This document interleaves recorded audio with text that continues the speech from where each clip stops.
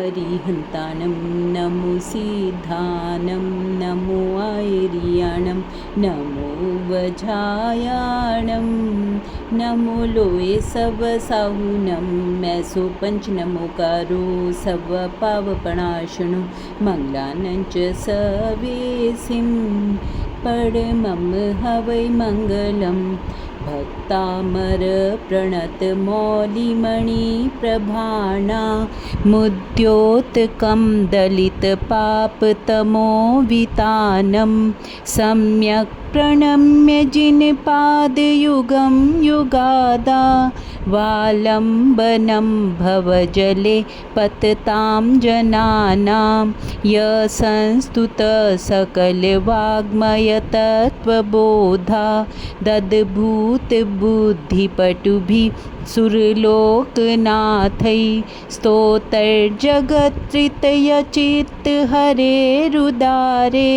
स्तोषे किलाहमपि तं प्रथमं जिनेन्द्रं बुद्ध्या विनापि विबुधार्चितपादपीठ स्तोतुं समुद्यतमतिर्विगतत्रपोऽहं बालं विहाय जलसंस्थितमिन्दुबिम्ब मन्यकैच्छति जनः सहसा ग्रहीतुं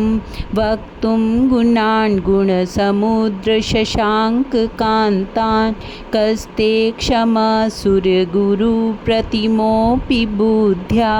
कल्पान्तकाले पवनोद्धतनक्रचक्रं को वा तरितुमलमम्बुनिधिं भुजाभ्यां सोऽहं तथापि तव भक्तिवशान्मुनीश कर्तुं स्तवं विगतशक्तिरपि प्रवृत्ता प्रीत्यात्मवीर्यमविचार्य मृगो मृगेन्द्रं नाभ्येति किं निजशिशो परिपालनार्थम् अल्पश्रुतं श्रुतवतां परिहासधाम त्वद्भक्तिरेव मुखरी कुरुते बलानां यत् कोकिल किल मधौ मधुरं विरति तच्चारुचाम्रकलिका निकरैकहेतु त्वत्संस्तवेन भवसन्ततिसन्निबद्धं पापं शनाशयमुपैति शरीरभाजाम् आक्रान्तलोकमलिनीलमशेषमाशु सूर्यांशुभिन्नमिव शार्वर्मन्धकारं मत्वेति नाथ तव संस्तवनं मयेद मारभ्यते तनुधियापि तव प्रभावा चेतो हरिष्यति सतां नलिनीदलेषु मुक्ताफलद्युतिमुपैति ननूदबिन्दु आस्तां तवस्तवनमस्तसमस्तदोषं त्वत्सङ्कथापि जगतां दुरितानि हन्ति दूरे सहस्रकिरण कुरुते प्रभैव पद्माकरेषु जलजानि विकासभाञ्जी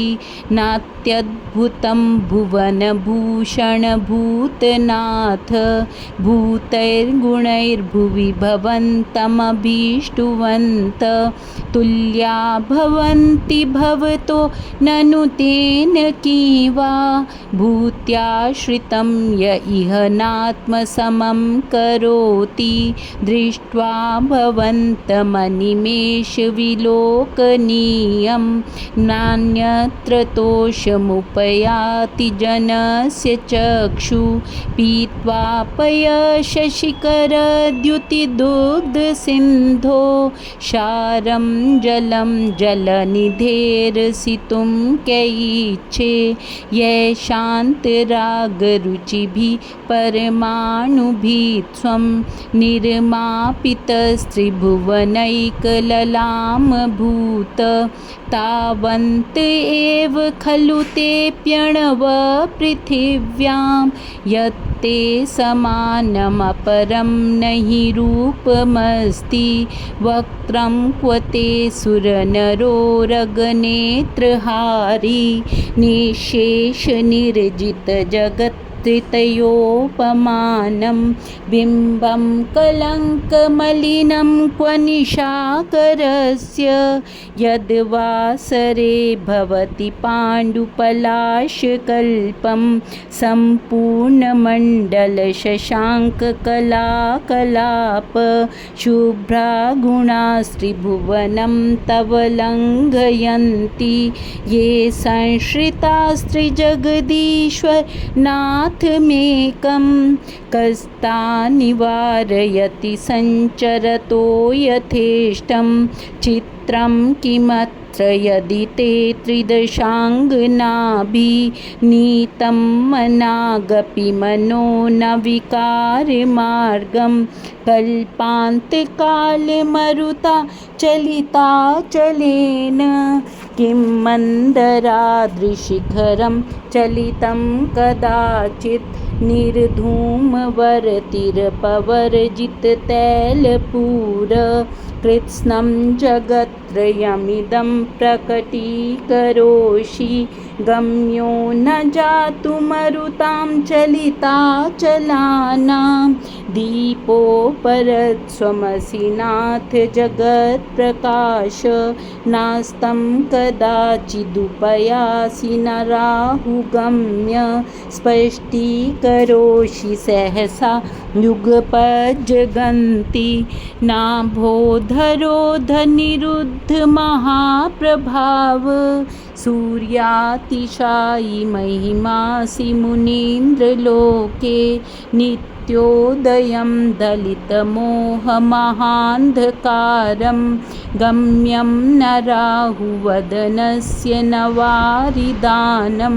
विभ्राजते तव मुखाजमनल्पकान्ति विद्योतय जगदपूर्वशशाङ्कबिम्बं किं शर्वरीषु शशिना हि विवस्वता वा युष्मन्मुखेन्दुदलितेषु तमसु नाथ निष्पन्नशालिवनशालिनि जीवलोके कार्यं कियज्जलधरैर्जलभारनम्रै यानं यथा त्वयि विभाति कृतावकाशं नैवं तथा हरिहरादिषु नायकेषु तेजो महामणिषु याति यथा महत्त्वं नैवं तु काचशकले किरणाकुलेऽपि मन्ये वरं हरिहराद एव दृष्टा दृष्टेषु येषु हृदयं त्वयि तोषमेति किं वीक्षितेन भवता भुवि येन नान्य कश्चिन्मनोहरति नाथ भवान्तरेऽपि स्त्रीणां शतानि शतशो जनयन्ति पुत्रान् नान्यासुतं त्वदुपमं जननी प्रसूता सर्वादिशो दधतीभानि सहस्ररश्मिं प्राच्येव दिग्जनयति स्फुरदंशुजालं त्वामामनन्ति मुनयः परमं पुमांस मादित्यवर्णममलं तमसः परस्ता त्वामेव सम्यगुपलभ्य जयन्ति मृत्युं नान्य शिव शिवपदस्य मुनीन्द्रपन्था त्वामव्ययं विभुमचिन्त्यमसङ्ख्यमाद्यं ब्रह्माण्डमीश्वरमनन्तमनङ्गकेतुं योगीश्वरं विदितयोगमनेकमेकं ज्ञानस्वरूपममलं प्रवदन्ति सन्त बुद्ध स्वमेव विबुधार्चितबुद्धिबोधा त्वं शङ्कर शङ्करोऽसि भुवनत्रयशङ्करत्वात् धातासि धीरशिवमार्गविधे विधाना व्यक्तं त्वमेव भगवन् पुरुषोत्तमोऽसि तुभ्यं नमस्त्रिभुवनार्तिहराय नाथ तुभ्यं नमः क्षितितलामलभूषणाय तुभ्यं नमस्त्रिजगत परमेश्वराय तुभ्यं नमो जिनभवोदधिशोषणाय को विस्मयोऽत्र यदि नाम गुणैर्शेष त्वं संश्रितो निरवकाशतया मुनीश दोषैरुपात् विविधाश्रय जातगर्वै स्वप्नान्तरेऽपि न कदाचिदपेक्षितोऽसि उच्चैर्शोकतरुसंश्रितमुन्मयूख मा भाति रूपममलं भवतो नितान्तं स्पष्टोलसत्किरणमस्ततमोवितानं बिम्बं रवेरिव पयोधरपार्श्ववर्ती सिंहासने मणिमयूखशिखा विचित्रे विभ्राजते तव वपु कनकावदातं बिम्बं वियद्विलसदशूलतावितानं तुङ्गोदयादृशिरसीव सहस्ररश्मे कुन्दावदात्तचलचामरचारुशोभं विभ्राजते तव वपु कलधौतकान्तम् उद्य शशाङ्कशुचिनिर्झरवारिधार मुच्चैस्तटं सुरगिरेरिव शातकौम्भं छत्रत्रयं तव विभाति शशाङ्ककान्त मुच्चैस्थितं स्थगितभानुकरप्रतापं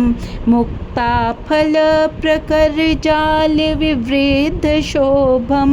प्रख्यापय त्रिजगतः परमेश्वर त्वं गम्भीरताररवपूरितदिग्विभाग त्रैलोक्यलोकशुभसङ्गमभूतिदक्ष सधर्मराज जय घोषण घोषकसन् खेदुन्दुर्भिर्ध्वनति ते यशस प्रवादी मन्दारसुन्दरनमेरुसुपारिजात सन्तानकादिकुसुमोत्करवृष्टिरुद्धा गन्धोद्बिन्दुशुभमन्दमरुप्रपाता दिव्या दिवः पतति ते वचसां ततिर्वा शुम्भप्रभावलय भूरि विभाविभोस्ते लोकत्रयद्युतिमतां द्युतिमाक्षिपन्ति प्रोद्य दिवाकनिरन्तरभूरि सङ्ख्या दीप्या जयत्यमपि निशामपि सौम्या स्वर्गापवर्गमममार्गविमार्गनिष्ठ सधर्मतत्त्वकथनैकपटु स्त्रिलोक्या दिव्यध्वनिर्भवति ते विशदार्थ सर्व भाषा स्वभावपरिणामगुणैः प्रयोज्य उन्नीन्द्रहेमनवपङ्कजपुञ्जकान्ति परयुल्लसन्नखमयूखशिखाभिरामो पादोपदानि तव यत्र जिनेन्द्रदत्त पद्मानि तत्र विबुधा परिकल्पयन्ति इत्थं यथा तव विभूतिर्भुजिनेन्द्र धर्मोपदेशनविधो न तथा परस्य यादृक् प्रभादिनकृत प्रहतान्धकारा ताद्रक्कुतो ग्रहगणस्य विकाशिनोऽपि शोत्तन्मदा विलविलोलकपोलमूल मतभ्रमद विवृद्धकोपम् ऐरावताभमिभमुद्धतमापतन्तं दृष्ट्वा भयं भवति नो भवदाश्रितानं भिन्ने भकुम्भगलदुज्ज्वल शोणिताकत् मुक्ताफलप्रकरभूषित भूमिभाग बद्ध क्रमगतं हरिणाधिपोऽपि नाक्रामति क्रमयुगाचल संश्रितं ते कल्पान्तकालपवनोद्धतवन्निकल्पं दावानलं ज्वलितमुज्ज्वलमुत्स्फुलिङ्गं विश्वं जिगत्सुमिव सम्मुखमापतन्तं त्वन्नाम कीर्तनजलं शमयत्यशेषं रक्तेषणं समदकोकिलकण्ठनीलं क्रोधोद्धतं फणिनमुत्फणमापतन्तम् आक्रामति क्रमयुगेन निरस्तशङ्क त्वन्नामनागदमनि हृदि यस्य पुंस वल्गतुरङ्गगजगर्जित भीमनाद माजो बलं बलवतामपि भूपतीनाम् उद्य दिवाकर्मयुखशिखापवेद्धं त्वत्कीर्तनातमयि वाशुभिदामुपैति कुन्ताग्रभिन्नगजशोणितवारिवाह वेगावतारतरणातुरयोध भीमे युद्धे जयं विजितदुर्जय जेयपक्षा त्वत्पादपङ्कजवनाशयिनो लभन्ते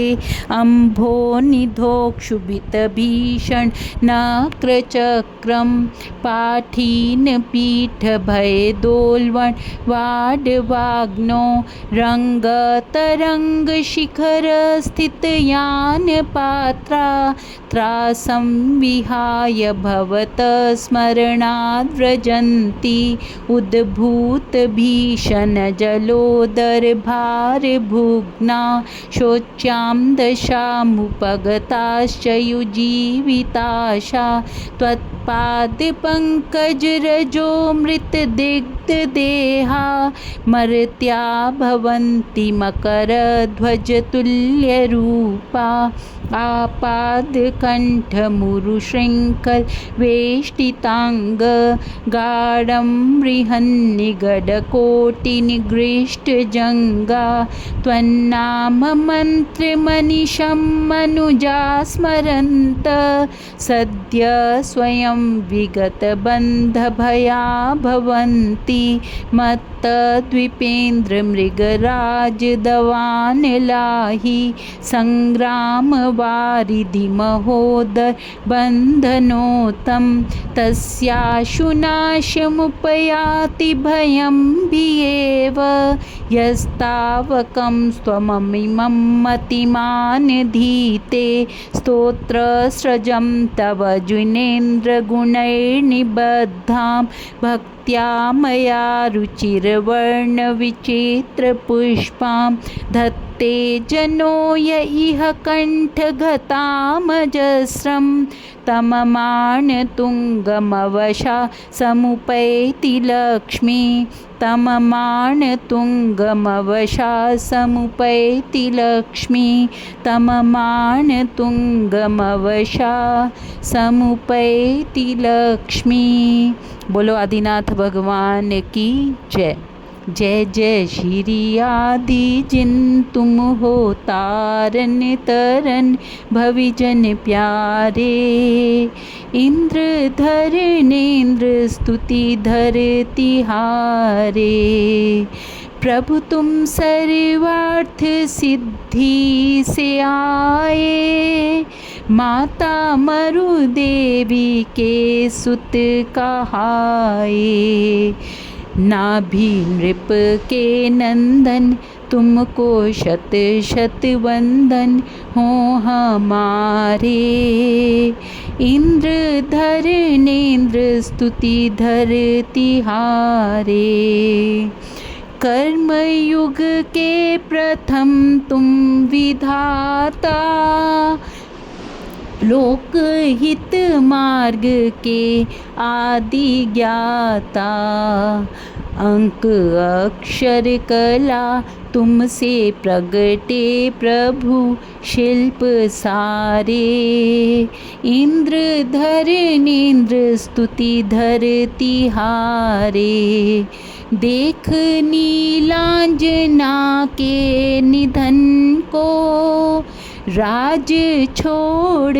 गए नाथ वन को। योग साधा कठिन, कर्म बंधन गहन तोड़ डारे। इंद्रधर नेन्द्र स्तुति धरती हारे। सिद्ध परमात्म पद पा गए तुम, शंभु ब्रह्मा जिनेश्वर भये तुम। सरनवाते हुए गुणगण गाते हुए गणधर हारे। इंद्रधर नेन्द्र स्तुति धरती हारे। नाथ अपनी चरण भक्ति दीजे, आत्मगुण सिंधु में मग्न कीजे। हीजे आवागमन, शिवपुर में हो रमन कर्म झारे। इंद्रधर नेन्द्र स्तुति धरती हारे। जय जय